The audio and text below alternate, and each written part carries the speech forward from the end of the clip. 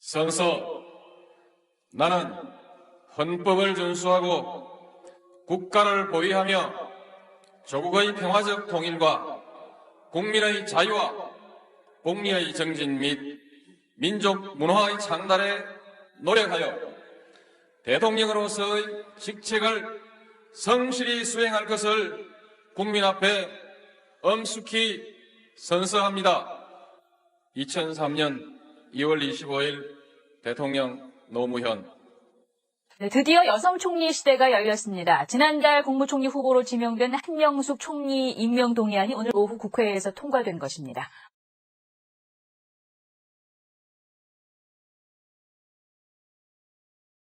대통령으로서의 직책을 성실히 수행할 것을 국민 앞에 엄숙히 선서합니다. 2008년 2월 25일 대통령 이명박. 노무현 전 대통령이 오늘 오전 9시 반 서거했습니다. 노 전 대통령은 봉하마을 사저 뒷산에서 투신했습니다. 노무현 대통령님, 대통령님은 지금 어디 계십니까? 얼마나 긴 고뇌의 밤을 보내셨습니까? 대통령님, 죄송합니다. 대통령님, 사랑합니다. 대통령님, 행복했습니다. 대통령님, 편안히 가십시오. 2009년 5월 29일 고 노무현 전 대통령 국민장 공동장의위원장 한명숙. 대한통운 비자금 사건을 수사 중인 검찰은 곽영욱 전 대한통운 사장으로부터 지난 2007년 초쯤 한명숙 전 국무총리에게 수만 달러를 건넸다는 진술을 확보한 것으로 확인됐습니다. 노무현 대통령이 돌아가신 지가 불과 이제 한 6개월 남짓밖에 안 됐는데 또다시 참여정부 출신 총리에 대해서 이런 행위가 벌어진다고 한다면은 제가 분명히 말씀드립니다만 절대로 용납하지 않겠습니다. 저는 단돈 1원도 받은 일이 없습니다. 저는 결백합니다. 제가 그렇게 살아오지 않았습니다. 유승찬동원이 경기지구촌에서 분양을 듣고 각종 공공부서에서 여유있게 앞서고 있는 한명숙 전 총리는 엄청 위로에 미치고 보이겠습니다. 한명숙 전 국무총리가 지금 뇌물을 받은 혐의로 재판을 받고 있죠. 그런데 한 전 총리에게 돈을 줬다고 결정적인 진술을 했던 곽영욱 전 대한통운 사장의 말이 자꾸 오락가락하고 있습니다. 한명숙 전 총리의 선고 공판이 내일로 다가왔습니다. 제가 그동안 살아온 인생을 걸고 이 법정에서 반드시 진실을 밝혀내겠습니다. 검찰이 한명숙 전 총리에 대한 1심 선고를 하루 앞두고 새로운 수사를 시작하겠다면서 이미 부도가 난 건설회사를 압수수색했습니다. 내일 선고 결과에 상관없이 한 전 총리에 대한 수사는 계속하겠다는 얘기인데, 한나라당 오세훈 후보가 피말리는 접전 끝에 민주당 한명숙 후보를 가까스로 누르고 서울시장에 당선됐습니다. 한명숙 후보와의 격차는 1%포인트도 안 되는 2만여 표. 검찰이 두 번째로 기소한 재판에서도 난관에 봉착했습니다. 한 전 총리에게 금품을 주었다고 진술해온 핵심 증인이 오늘 법정에서 말을 완전히 뒤집었기 때문입니다. 한 씨는 이어 한 전 총리에게 9억 원을 줬다고 진술했지만 돈을 준 적이 없으며 모두 지어낸 것이라며 진술을 완전히 뒤집었습니다. 9억 원의 불법 정치 자금을 받은 혐의로 기소된 한명숙 전 국무총리에 대해 1심 법원이 무죄를 선고했습니다. 한명숙 전 총리가 무죄를 선고받은 1심과 달리 오늘 징역 2년을 선고받았습니다. 불법 정치자금 수수 혐의가 인정돼 대법원에서 실형이 확정된 한명숙 전 총리가 구치소에 들어갔습니다. 불법 정치자금을 받은 혐의로 유죄 판결을 받은 한명숙 전 총리가 2년 동안의 수감 생활을 모두 마무리하고 출소했습니다. 이미 옥중 서신을 통해서도 정치를 멀리하겠다고 밝혔을 뿐만 아니라 피선거권이 박탈돼 앞으로 오랜 기간 선출직에 나설 수 없습니다. 대신 책 쓰는 일을 하면서 일상의 안정을 찾는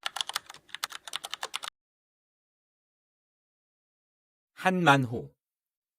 경기도 고양시에서 건설업을 하던 지금은 사라져버린 한신건영이라는 회사의 전 대표. 한명숙 뇌물 사건의 뇌물 공여자이자 핵심 증언자로 법정에 섰던 그는 두 번째 공판에서 한명숙에게 돈을 줬다는 검찰에서의 진술 내용을 완전히 뒤엎었다. 수인번호 3382 한만호. 공책 29권, 1200페이지에 걸쳐 빼곡히 기록된 그의 비망록에는 그가 왜 검찰에서 한명숙에게 돈을 줬다고 진술했는지, 그리고 법정에서는 왜 그 진술을 번복했는지 자세히 적혀 있다. 지난 2007년 한신건영이 야심차게 추진한 한신 에리어타워 프로젝트. 12층 건물, 연면적 17,000제곱미터의 상가 65개 분양. 소형 건설사였던 한신건영에게는 사운을 건 사업이었다. 그러나 자금 흐름이 막히면서 한신건영은 부도가 났고 한만호는 사기 분양 등의 혐의로 2008년 6월 구속됐다. 그의 비망록 가운데 초기에 쓰여진 부분은 이 사기 분양 사건과 관련해 선처를 받고 회사를 지키기 위한 노력의 흔적들로 채워져 있다. 이 사업의 실패로 피해를 입게 된 원고분들에게 진심으로 사죄의 말씀을 드립니다. 분양대금은 공사비, 금융비용, 분양수수료, 광고비, 회사 운영비 등으로 사용하였으며 개인적인 용도로는 사용치 않고 횡령도 하지 않았습니다. 수분양자님들께서 신중하게 판단하시어 조치를 하여 주시길 빌고 또 빌겠습니다. 저를 믿어주시고 한번 기회를 주십시오. 이런 노력에도 불구하고 한만호는 1심과 2심에서 징역 3년형을 받았고 스스로 상고를 포기해 2010년 1월 형이 확정됐다. 2달 뒤인 3월 9일 그는 형이 확정된 기결수의 신분으로 통영교도소로 이감됐다. 다행히 통영교도소 분위기가 마음에 들고 어찌되었거나 건강해야 복수와 회사 찾는 싸움도 할 수 있으니 우선 약부터 줄이고 생활의 평온을 찾으려 무척 노력을 시작했다. 그런데 그가 통영으로 이감되고 불과 3주 뒤인 2010년 3월 30일 그는 다시 서울구치소로 이감됐다. 서울중앙지검 특수부가 그를 소환한 것이다. 한명숙 2차 뇌물 사건의 시작이었다.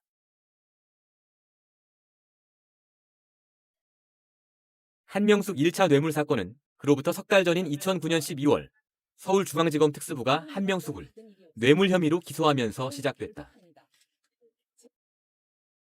대한통운 전 사장 곽영욱으로부터 현금 5만 달러를 받았다는 혐의였다. 그러나 뇌물 공여자인 곽영욱 전 사장이 진술을 번복하면서 검찰은 위기에 몰려 있었다. 검찰이 통영에 있던 한만호를 서울로 불러 올린 건 무죄 가능성이 높았던 한명숙 1차 뇌물 사건의 1심 선고가 열흘가량 남아있던 때였다. 당사자인 한만호는 검찰이 자신을 왜 소환하는지도 몰랐다.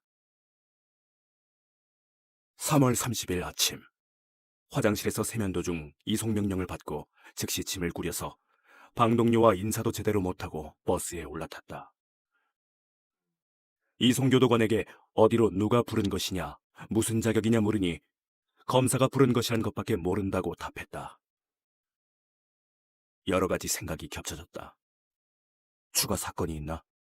아마 누가 검찰에 직접 고소했나 보다. 서울구치소로 이감된 한만호는 다음 날부터 바로 서울중앙지검 특수부에 소환됐다. 4월 1일 통영에서 올라온 다음 날 소환되어 부도 경위와 피해자들에 대해 이것저것 물었다. 제가 무슨 신분으로 조사받는 것이냐 물었다.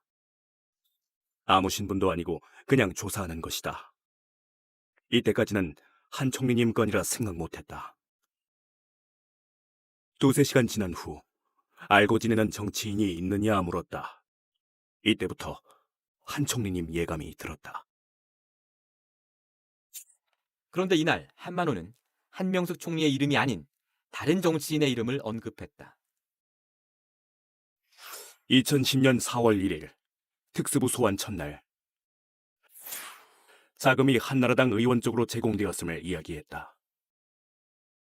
종료했다. 급히 덮었다. 2008년 4월경 6억 원이 당시 한나라당 아무개 친박계로 제공되었다. 검찰이 알고 있으면서 제공 사실이 나오자 덮어버리고 한총리 쪽으로 조작한 것이다. 한만호는 이 사실을 비방록에 여러 차례 남겼다. 4월 1일 특수부 조사에 모 의원. 4월 1일 날 1011호실에서 3시간 끝에 왜 덮었을까요? 첫날 조사에서 다른 의원의 이름이 나오니까 덮어버리고 다시 1014호로 시작한 것입니다. 4월 2일 특수부에 다시 소환됩니다. 수사관님과 검사님이 절대 불이익이 되지 않게 하겠다. 한 총리에 대해서 사실대로 답변해달라. 선택해라. 협조해서 도움을 받을 것인지 아니면 힘들게 해서 어려워지시든지. 그래서 저는 한 총리님에 대한 이야기는 거론조차 하지 말아라고 답했고 이렇게 종결됩니다. 4월 3일 다시 소환됩니다. 총리님과 일상적인 관계, 정치자금 제공과 직접 관련이 없는 내용 등등. 그러나 금전거래는 없었다. 조사 셋째 날 오후 중요한 인물이 등장한다. 오후 끝날 무렵 조사실로 데려가더니 남모 씨가 뛰어들어왔다. 얼굴 보는 순간 다리가 후들거렸다. 한만호가 구속된 이후 회사 정상화를 명분으로 한신건영에 들어왔던 남모 씨. 감옥에 갇혀있던 한만호는 한때 남 씨를 믿고 의지했다. 남모 씨한테 협조를 잘하도록 해요. 그것이 우리한테 유리하고 당신을 보존할 수 있으니까. 안 그러면 나나 당신이나 여러 가지로 불리해.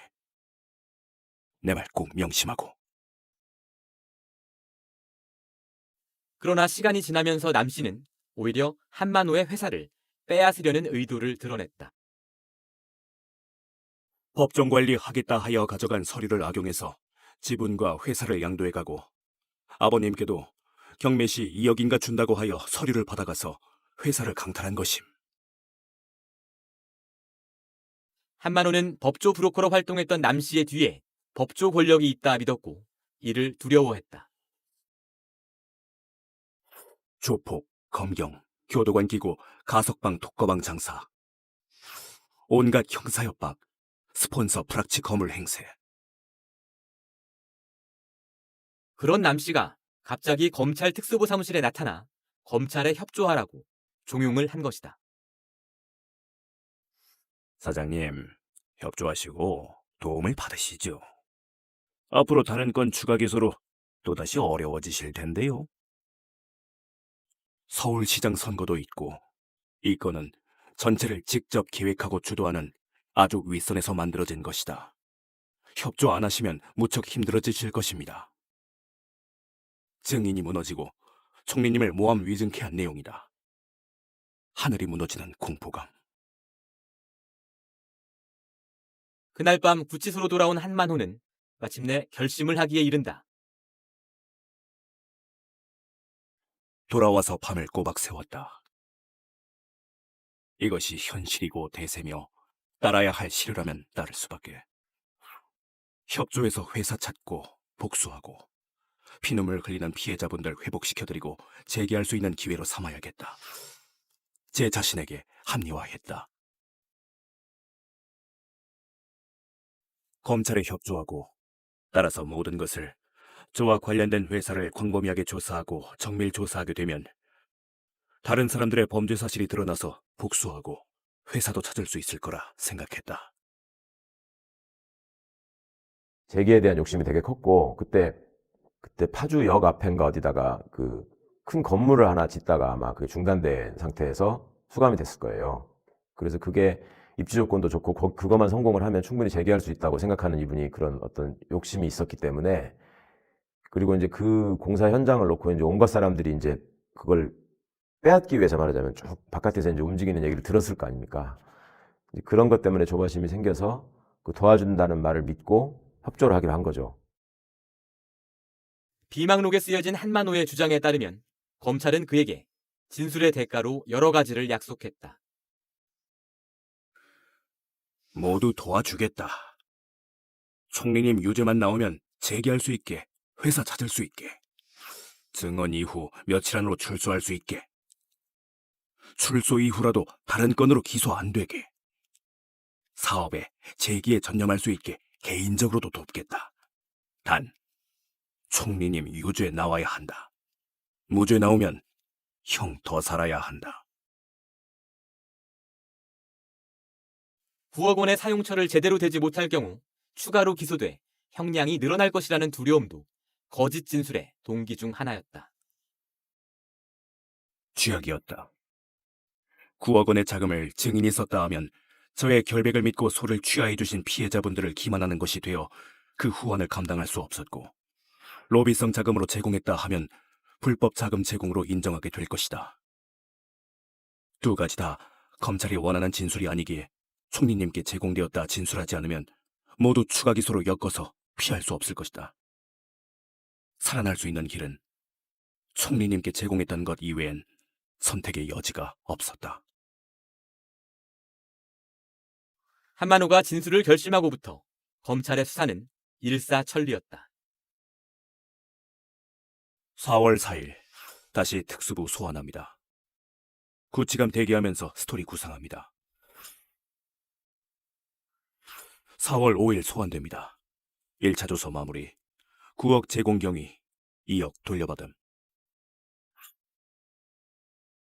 4월 8일 소환됩니다. 2차 조서 마무리. 9억 제공 구체적 진술. 4월 12일 소환됩니다. 3차 조서 마무리. 프라임 교회, 김모 씨 제공 경위.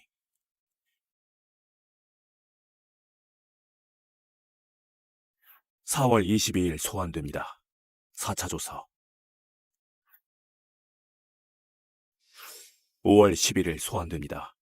5회 진술, 직원, 자료, 종결.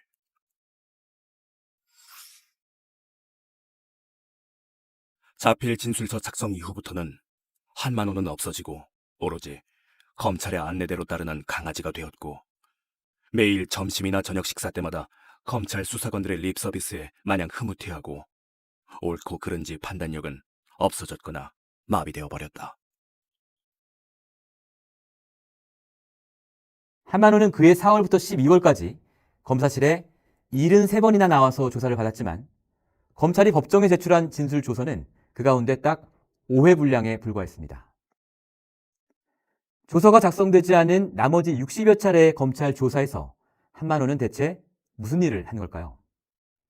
이 비망록 속에 답이 있습니다. 매주 불러서 테스트하고 변호인 답변 피해가는 방법을 교육하더니 아예 검찰 진술 조서도 제공해주고 구치소에서도 공부하라 하며 조서의 답변 내용을 매주 불러서 시험 본다 하며 테스트했다. 출정 전날에 방에서 운동장에서 시험 준비하느라 혼자 중얼중얼대서 다른 수감자들이 이상한 사람으로 쳐다봤다. 실수 없이 잘하면 칭찬해주고 저녁 식사. 그 능멸, 모멸감을 죽어서도 잊지 않을 것이다.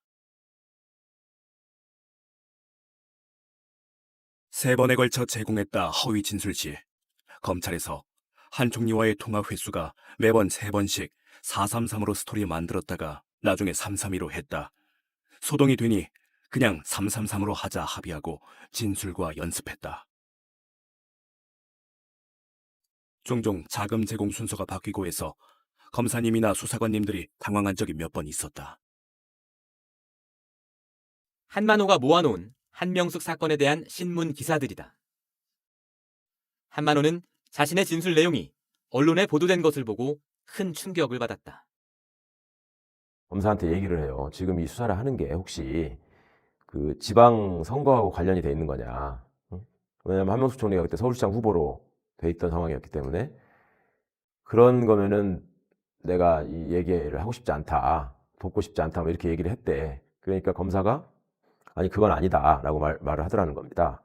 그래서 그러면 약속을 해달라. 이 사건은 선거가 끝난 다음에 발표를 해도 하시고 그 전까지는 하여튼 내용만 파악하고 사실 정리하는 걸로 알겠다.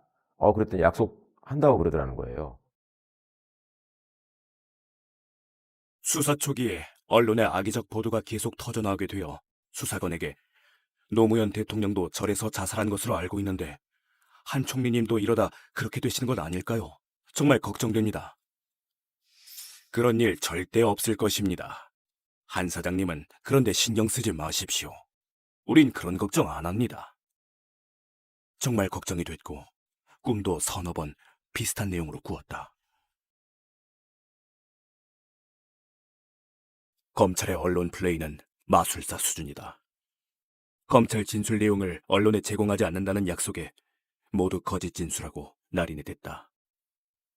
선거 기간 전에 진술 내용, 거짓 진술이 실려 나오기 시작했고 진술할 때는 느끼지 못했던 두려움과 죄책감이 피부에 뼛속까지 점여왔다.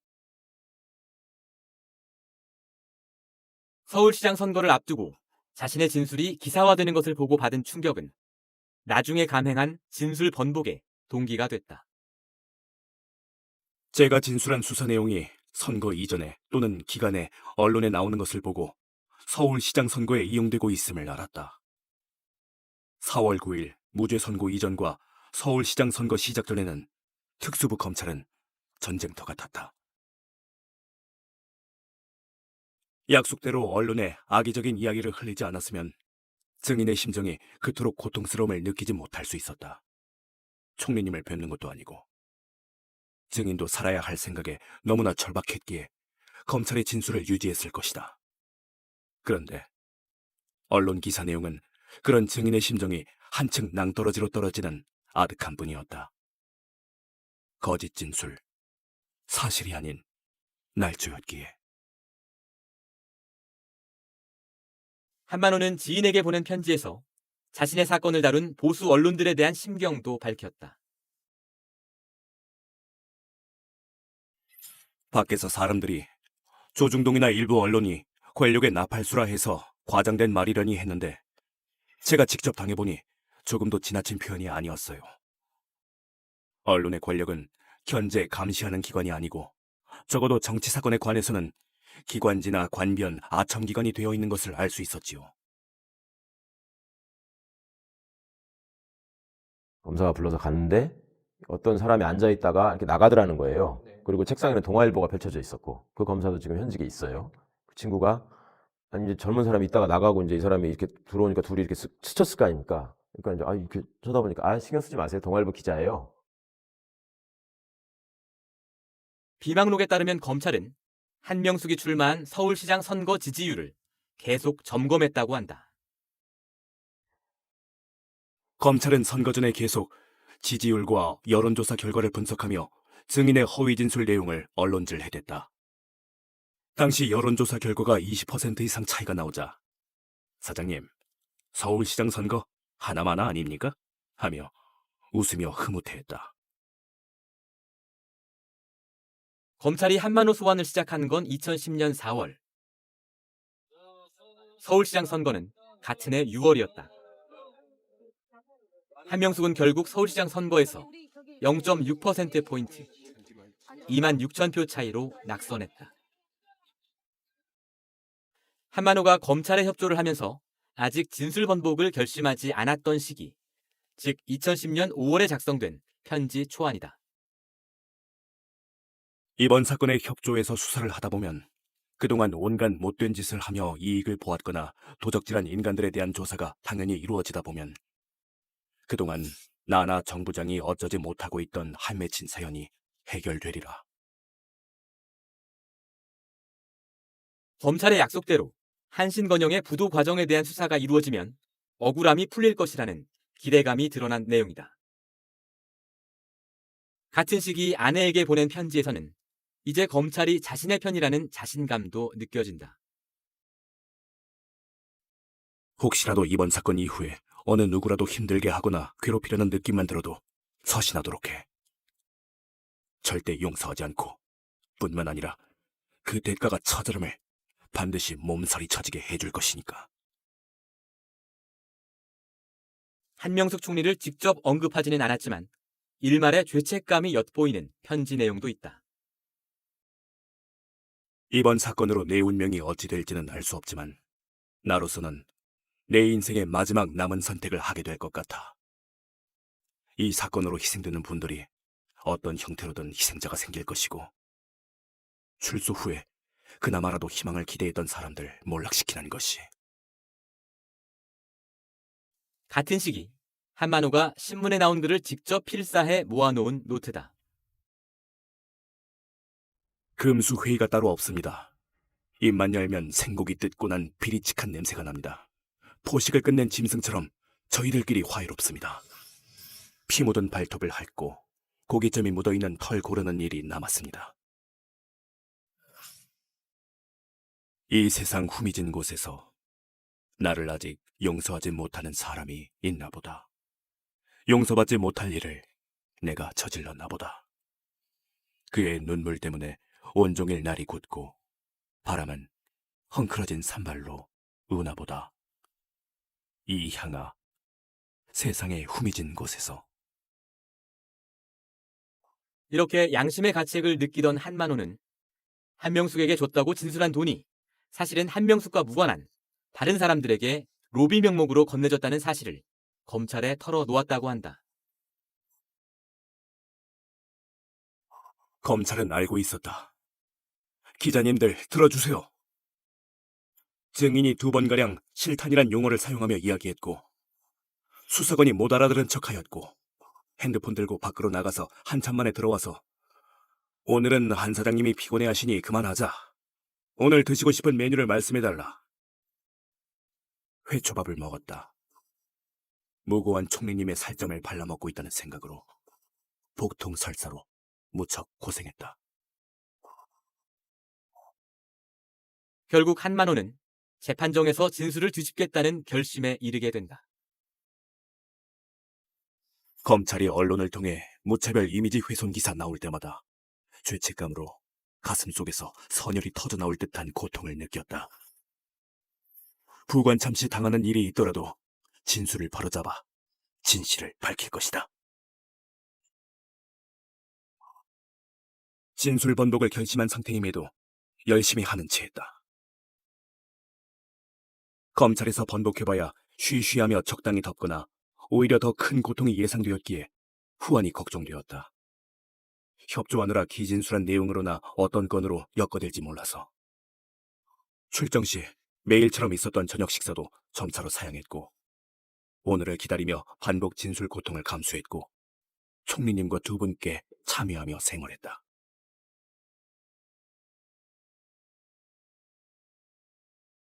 (2010년 12월 20일) 한명숙 2차 뇌물 사건의 2번째 공판에서 한만호는 한명숙에게 정치자금을 제공했다는 검찰에서의 진술을 완전히 번복했다. 한만호가 진술을 번복하자 검찰은 한만호의 부모를 찾아갔다. 증언 이후에 검사님이 부모님을 만나고 왔다. 언제 출소할지 모르겠다고 하고 오셨다. 기막히는 이야기였다. 번복하지 못했던 이유 중에 가장 큰 이유가 부모님이 걱정하실 것 때문이었는데 그 약점을 노리셨다. 그러나 한만호는 그 뒤에도 법정에 6차례나 다시 나와 검찰에서의 진술이 허위였다고 재확인했다. 만기 출소를 불과 서너 달 앞둔 시점이었다. 2011년 6월 13일이 만기일이다. 채권자분들 취하가 거의 다 되었고 형기의 3분의 2 이상을 마쳤기에 가석방 대상이고 수감 생활에 결격 사유도 없다. 앞으로 1, 2개월 후면 석방 가능하다. 그럼에도 불구하고 진술 번복으로 어떤 보복을 당할지도 모르는 상황을 감수하고 사실대로 진술한 것이다. 한명숙은 2011년 11월 1심 재판에서 무죄를 받았다. 2년 뒤인 2013년 한명숙 뇌물 사건의 2심을 맡은 정형식 판사는 1심 판결을 뒤집고 징역 2년을 선고했다. 그리고 다시 2년 뒤인 2015년 재판거래 의혹을 받고 있는 양승태 대법원에서 유죄가 확정됐다. 한명숙 사건의 유죄가 확정되자 검찰은 한만호의 위증 혐의를 4년 만에 다시 수사했고 2016년 5월 마침내 징역 3년의 유죄 판결을 받아내 한만호를 구속시켰다. 한만호의 비망록. 그것은 검찰의 겁박과 회유를 받아 거짓 진술을 했던 사람의 진실된 자기 고백이었을까? 아니면 법정에서 위증을 한 위증범의 파렴치한 자기 정당화였을까? 진실을 말할 수 있는 유일한 당사자, 한만호는 이제 세상에 없다. 위증죄로 받은 징역형을 살고 출소한 뒤 채 1년도 지나지 않아 그는 숨졌고 파주의 선산에 뿌려졌기 때문이다.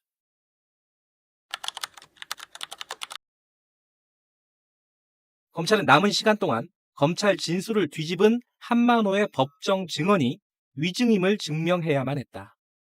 즉, 한만호가 거짓말쟁이라는 사실을 판사 앞에서 보여줘야 하는 상황. 검찰의 정치적 생명이 판돈으로 걸린 진짜 게임이 시작된 것이다. 2011년 2월 21일 서울중앙지방법원 510호 재판정. 피고 한명숙 제7차 공판. 검찰 측 증인으로 김모 씨가 나왔다. 사기 혐의로 1년 6개월 복역을 마치고 5개월 전 출소한 사람이다. 출소 전에 한만호 씨와 함께 서울구치소에 있었다.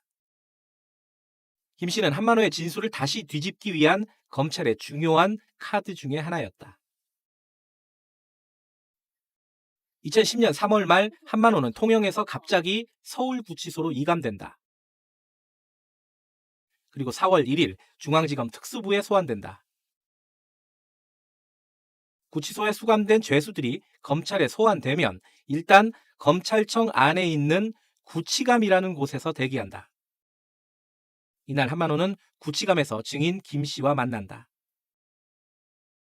이 첫 장면부터 두 사람의 증언은 엇갈렸다. 수감 전인 2006년 일산에서 사업을 하고 있었는데 한만호는 건설회사에 있었고 저는 부동산 관련 건설회사에 다니고 있었습니다. 오다 가다 뵙고 인사하는 사이였습니다. 저는 구치감에서 김모 씨라는 사람을 처음 봤고 일산 후배라고 해서 반가운 내색을 해줬을 뿐입니다. 한만호가 첫날 되게 불안해했습니다. 한만호의 표현이 그랬습니다. 나는 뇌물 준 것이 문제가 된 것 같다. 그런데 어떻게 했으면 좋겠느냐라고 저에게 의논을 했습니다. 제가 뇌물 처벌 받겠는데요? 라고 했더니 정치자금법으로 한번 둘러봐야 되겠다 라고 했습니다. 그래서 알아서 하시라고 했습니다. 뇌물이고 정치자금이고 이런 쪽의 이야기는 한 기억도 없고 그런 이야기를 나눌 수 있는 대상으로 여기지도 않았습니다.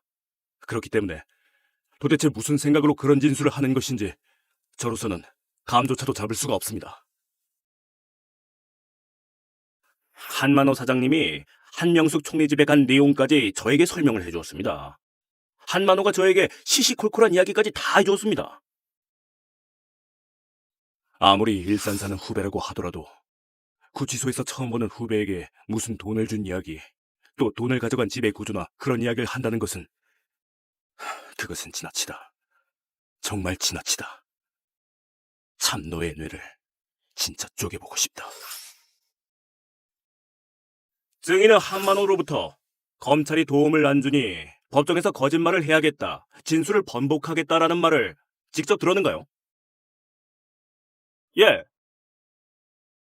주로 한명숙이 도와줄 것이라고 검찰보다 더 큰 기대를 했다고 하였지요. 그 근거는 무엇라고 하던가요?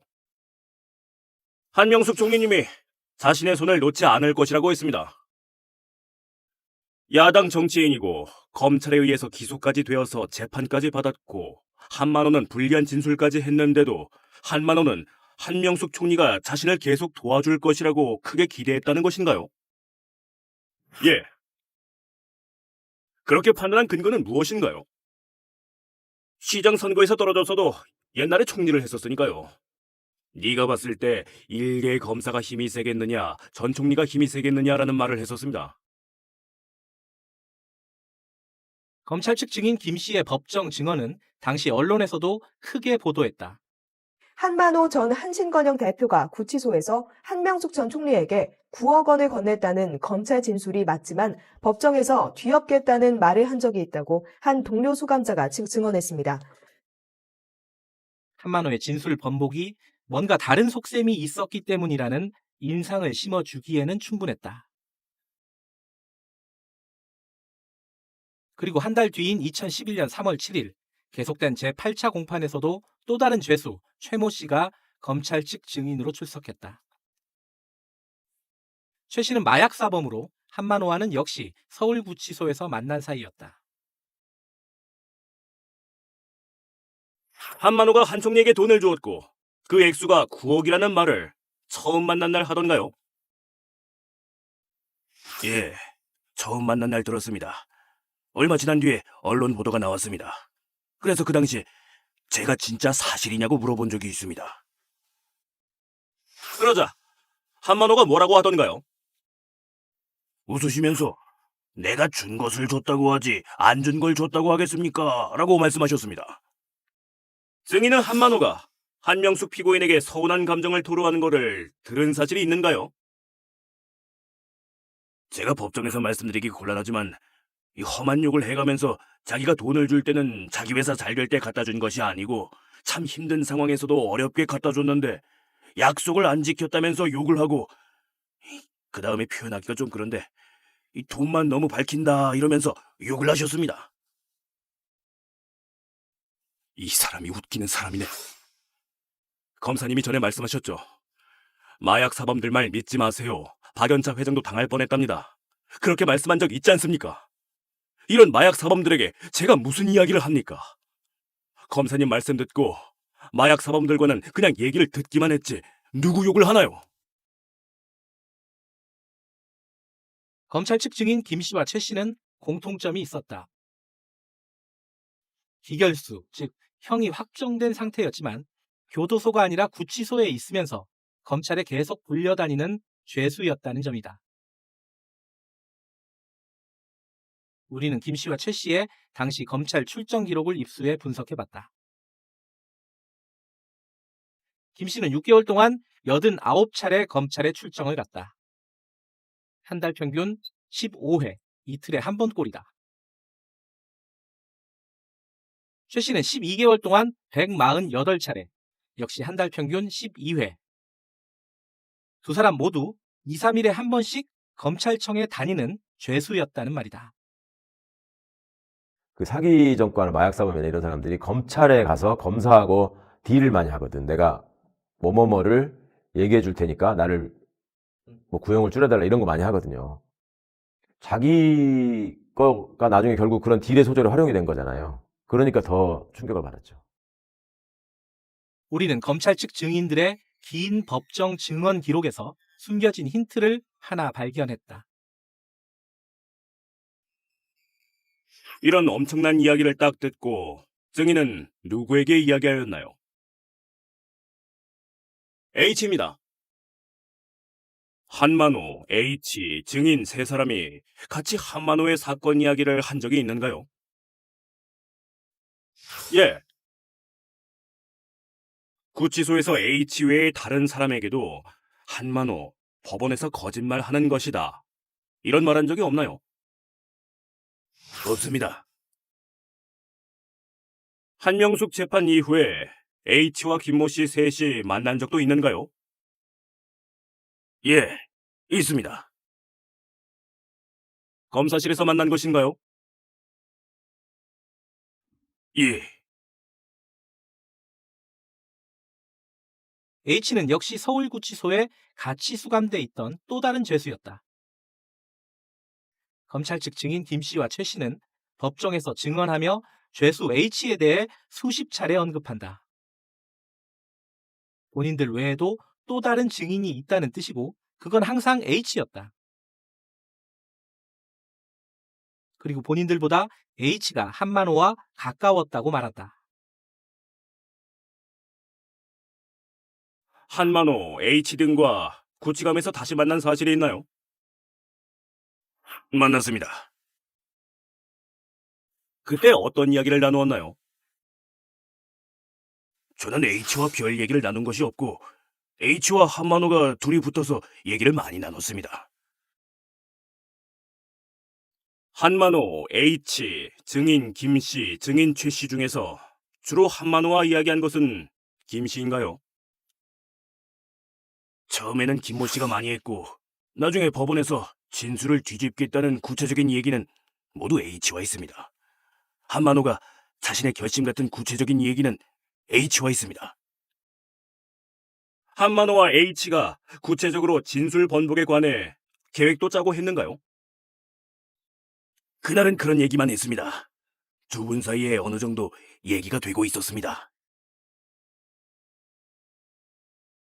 그런데 이유를 알 수 없는 건 죄수 H가 검찰 측 증인으로 법정에 나오지는 않았다는 사실이다.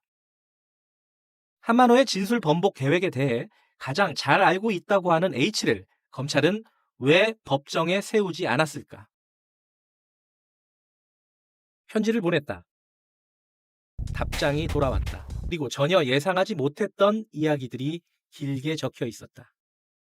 여기서 보는 검찰은 참으로 많이 썩은 집단입니다.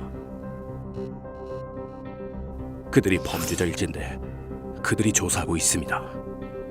드디어 H가 취재진의 면회를 허락했다. 우리는 죄수 H를 만나기 위해 광주 교도소로 향했다.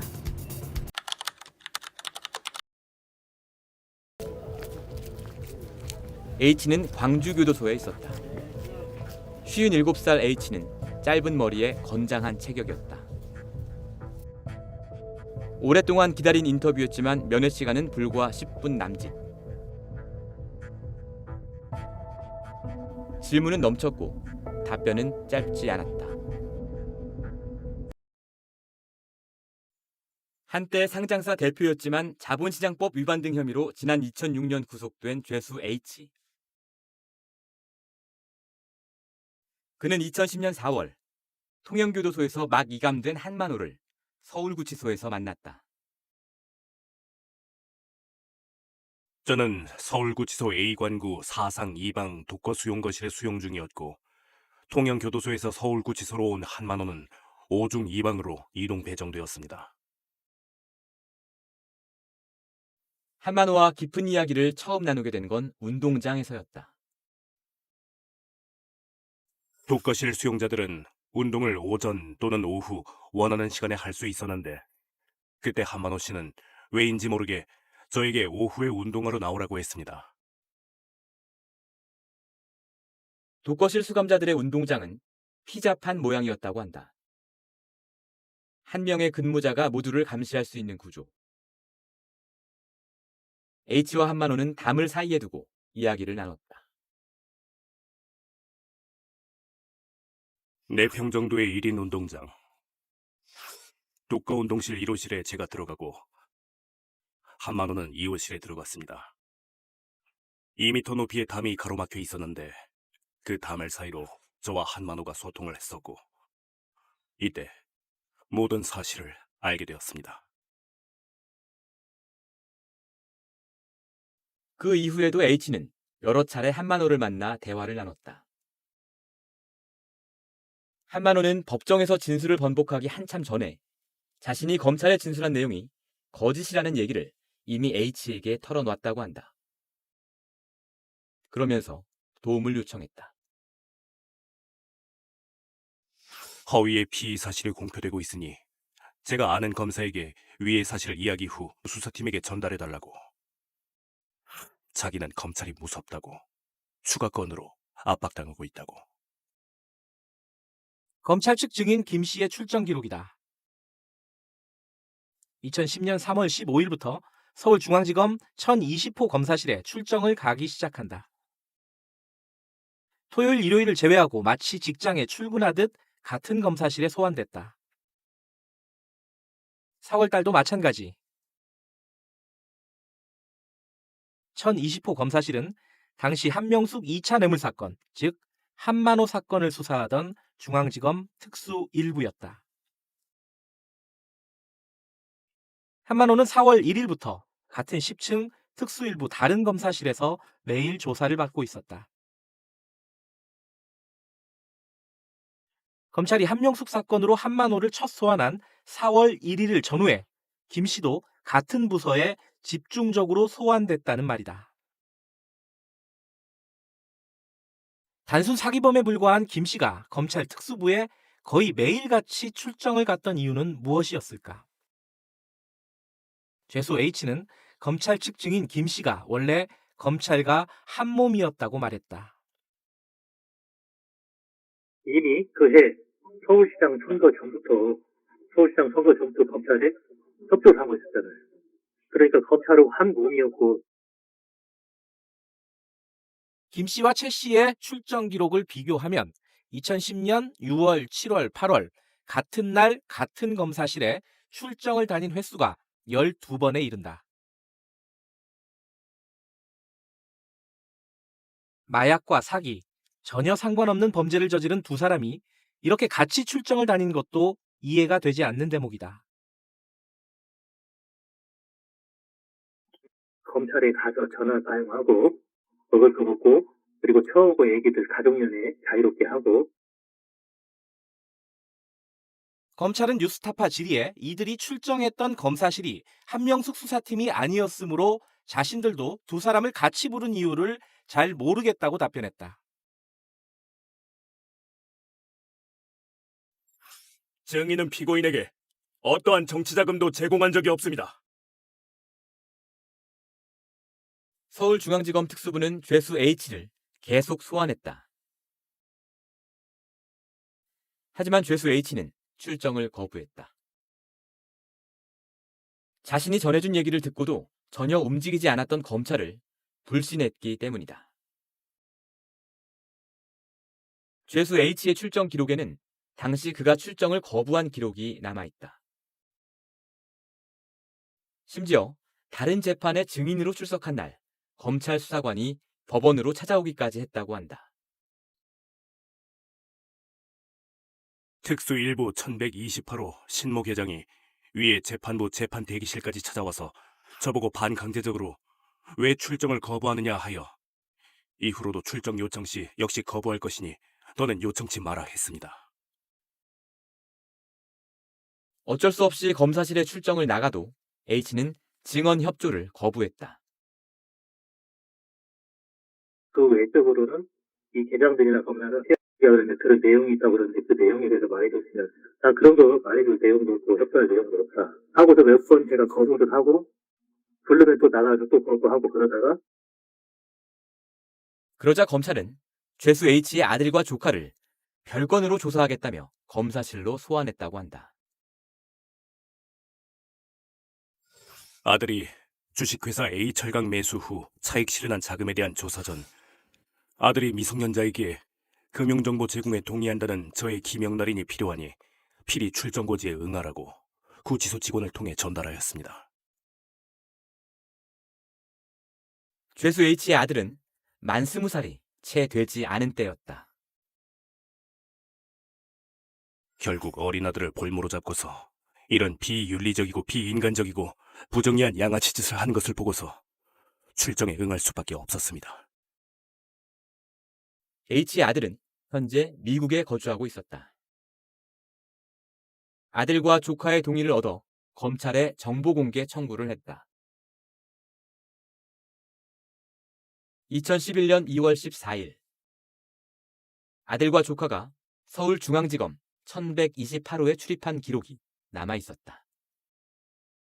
H의 출정 기록에도 같은 날, 같은 검사실에 출정을 간 사실이 남아있다. 검찰로 가야 된다고 해서 저희가 사촌형하고 같이 검찰로 이동을 했거든요. 거기에서는 이제 무슨 정보 제공 동의서? 거기에 이제 사인하라고 해서 종이 사인하고 이제 기다리고 있다가 다른 방으로 이동해서 아버지를 만났던 것 같아요. 아들 주식 산 부분으로 인해서 협박 아닌 협박까지 하더라고요. 하면서 저도 종료하는데 그 도저히 안 되겠더라고. 일단은 그러면 니네가 갑이지만 차후에 내가 갑이 돼야겠다 해서 그 부분 때문에 제가 이 악물고서 얘네들이 도대체 뭐라는 짓을 했었죠. 하고도 그 걔네들 조작하는 그런 모든 부분에 제가 협조를 했었던 부분들이에요. 검찰에게 H의 아들과 조카를 왜 소환했는지 물었다. 검찰은 H가 한만호에게 출소 뒤 한명숙에게 돈을 받으면 건설회사를 인수해 동업을 하자고 제안한 것으로 파악돼 실제 그런 움직임이 있었는지 확인하기 위해서였다고 답했다. 아버님이 뭐라고 했는지 혹시 기억나세요? 해보지 말라고 해서 제가 이제 검사실로 가게 돼서 좀 당황했었거든요. 아버님하고 검사가 무슨 일을 벌이고 있었는지 혹시 들으시지는 못했죠? 어떤 일인지 정확히는 모르겠는데 제가 아버지께서 좀 도와주는 거라고. 누구를 도와준다는 거죠? 검사분, 그 검사, 거기 계신 검사님들 도와주는 거라고 들었었거든요.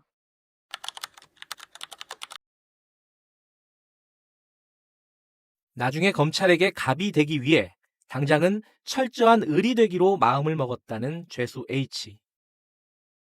H는 검찰의 지시에 적극적으로 협조했다. 죄수 H, 김 씨, 최 씨는 때로는 2명씩 짝을 지어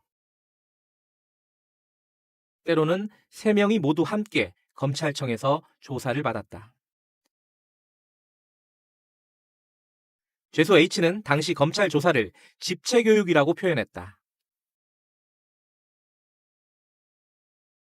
최모 씨, 김모 씨를 지속적으로 집체 교육하고 있던 검찰은 이때부터는 모든 진실을 이야기했던 저의 입을 막기 위해 아들을 볼모로 잡고서 저를 합류시켰습니다. 진술 연습을 할 때 딱 써놓은 대로 이렇게 연습을 시키는 거예요? 그렇습니다. 딱 걔네들이 작성해놓은 대로 연습을 했고 중요한 건 1048호에서 탐자가 같이 보였어요. 말이 틀립니다. 그래서 말을 거기다 같이 맞춰요. 검찰이 시시에다 써주는 대로 뱉었고 그걸 확대하고 재정단해서 만든 것들이다. 얘네들도 저도 그래요. 죄수 H의 출정 기록에는 2011년 1월 말부터 약 2달 동안 한명숙 사건을 수사하던 특수 1부에 20차례 출정한 기록이 남아있다. 거의 대부분 증인 최 씨와 함께였다. 증인 김 씨는 당시 이미 출소한 상태여서 기록이 남아있지 않다. PC보고서 진술조서 베껴 쓰기와 베껴 쓴 내용을 수십 차례에 걸쳐서 다듬고 주입시키는 방법으로 허구가 진실이 되게 만들고 헐리우드 연기 대상급 연기 연습 후 허위 사실에 의해 만든 영상 녹화 자료를 H는 검찰에 출정을 나가면 검사들에게 자주 이른바 한턱을 냈다고 한다. 밖에 있는 직원이나 친지를 시켜서 고급 음식을 배달시켜 줬다는 거다. 조카가 사오고 윤태라는 직원이 한 7, 8번 사오고 사실이 수육, 족발, 그리고 담배 이런 것들. 이 부분은 뭐냐면요. 제가 근거를 남기기 위해서 얘네들 검사들, 기장들 그리고 우리들 세업까지 다시 먹는 한 12분씩 그렇게 사오라고 해서 계속 먹였어요. 한두 번이 아니라 여러 번을 했어요. 검찰은 뉴스타파에 H로부터 접대를 받은 적이 없다고 주장했다.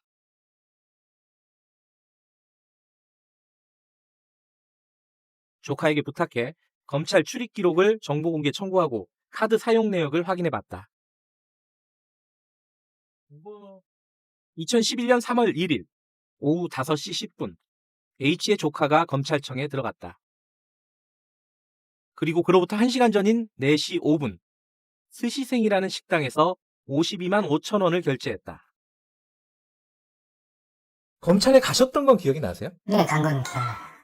왜 가신 건지 혹시 어렴풋 살살이었던 거? 제가 이제 전화를 받아서 검찰에서 이제 저희 삼촌이 그 검찰 조사 나왔으니까 거기서 삼촌이 이제 와라라고 전화를 받았기 때문에 제가 갔죠. 제가 무턱대고 막 들어가지 못하는 곳이니까. 그러니까 삼촌한테 직접 전화를 받을 수는 없었을 거고 그때 구치소에 계셨으니까 그죠? 거기서 이제 삼촌이 검찰에 가서 조사를 받으면서 뭐 전화 한 통 한다고 해서 삼촌이 저한테 전화를 하신 거죠. 삼촌이 스시랑 이런 거 사와라 했기 때문에 제가 여기서 이만큼 누가 50만 원 인집을. 해당 초밥집을 찾아가 봤다. 검찰청으로부터 20분 거리.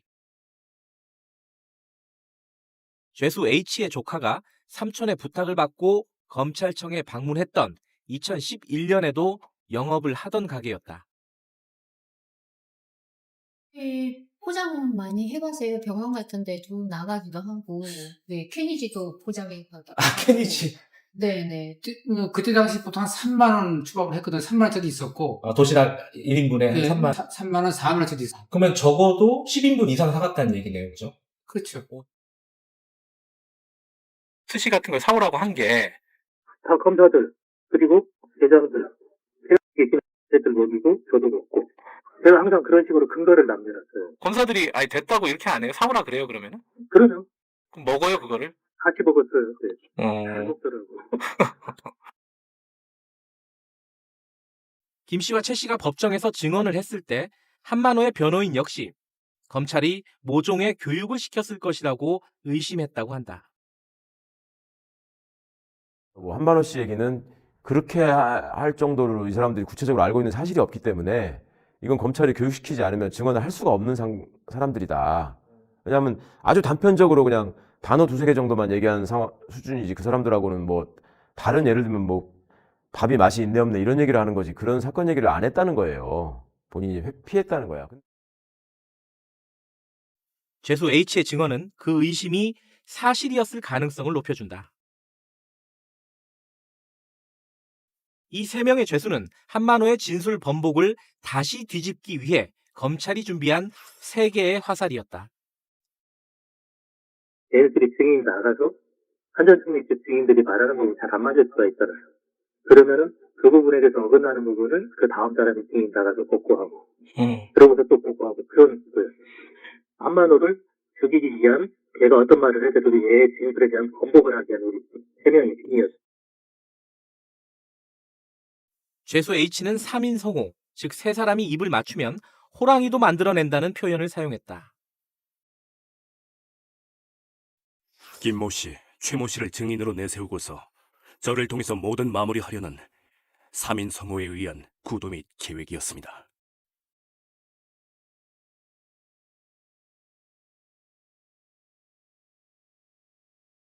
검찰은 준비한 3개의 화살 가운데 2개의 화살은 뜻대로 명중시켰다.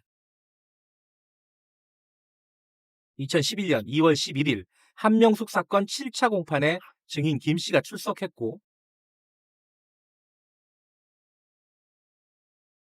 같은 해 3월 7일 8차 공판에서는 증인 최 씨가 출석해 증언했다.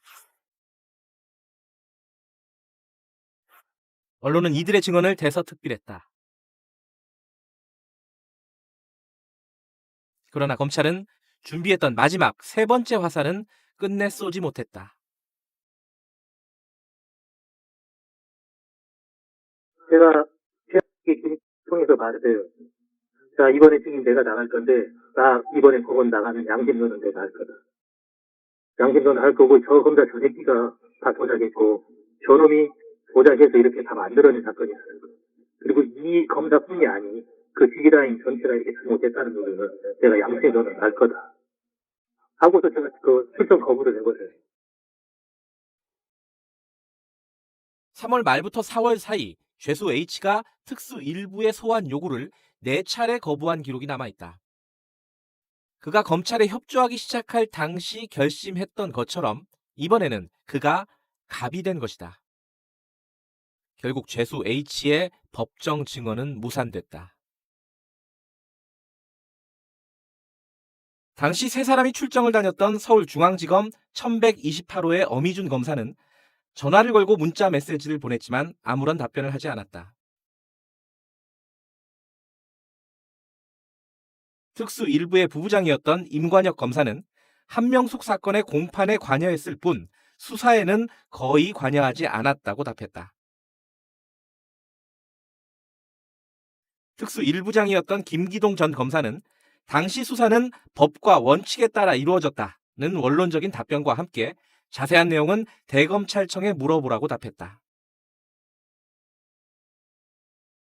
대검찰청은 뉴스타파 질의에 죄수 H는 한만호에게 위증, 즉 진술 번복을 하라고 적극적으로 조언을 한 인물이어서 다른 2명의 증인과 교차 확인을 하기 위해 함께 소환했을 뿐 진술 연습 등 집체 교육을 했다는 건 명백한 허위라고 주장했다. 죄수 H가 법정에 출석하지 않은 이유에 대해서는 수사팀이 H를 증인으로 신청하지 않았다고 짧게 답변했다.